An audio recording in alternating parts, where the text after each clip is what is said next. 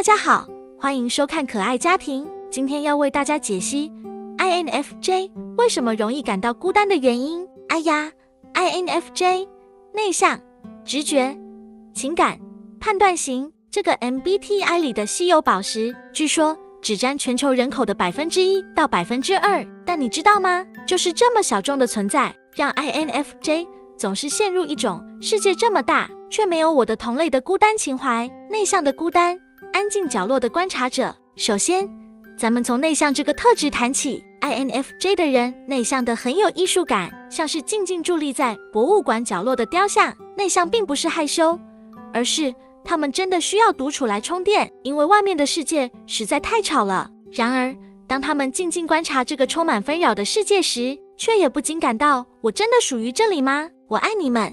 他们热爱深度交流，但偏偏这个快节奏的社会，让深度交流变得跟寻找麦田里的针一样难。于是 INFJ 会感到，我是不是住在自己搭建的小泡泡里，无法真正触碰到别人。直觉的孤单，通灵者的迷思。接着，让我们来聊聊直觉这个神秘的东西。INFJ 的直觉强大到宛如特异功能，他们能迅速洞察他人的情感和动机。这种超能力虽然很酷，但也让他们无比孤单。试想一下，当你总是能一眼看穿别人的虚伪与表面时，你还会觉得安全吗？于是 INFJ 选择远离人群，保护自己不受伤害。他们总觉得我看得太多，但说出来也没人懂。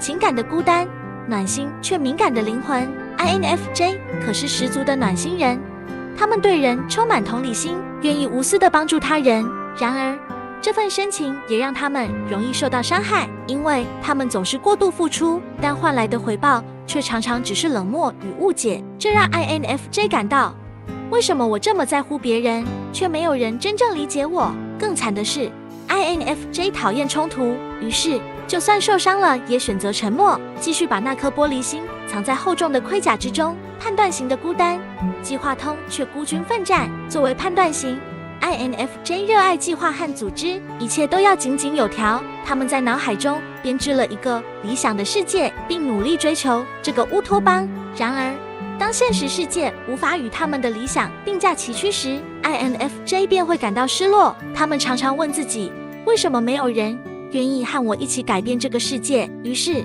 INFJ 孤军奋战，渐渐地感到力不从心。矛盾的孤单，想要被理解又害怕被看穿。INFJ 的内心是一个矛盾的迷宫，他们渴望被理解，却又害怕被看穿。这种矛盾使他们在人际关系中进退两难。他们可能会建立起一道高墙，不让任何人轻易进入，但在墙的另一边，他们却热切地希望有人能敲敲门，告诉他们，嘿，我懂你。然而，这种人实在少之又少，于是 INFJ 只能在自己的心灵堡垒中孤单地守望。对于使命感的执着，孤单的理想主义者， INFJ 往往对某个使命或目标有着无比的执着。这种使命感让他们在人群中显得特立独行，他们愿意为了某个理念而奋斗，即使这个理念只有自己相信。在追寻使命的过程中， INFJ 常常会发现身边的人似乎对他们的理想无感，甚至觉得他们异想天开。这让 INFJ 感到，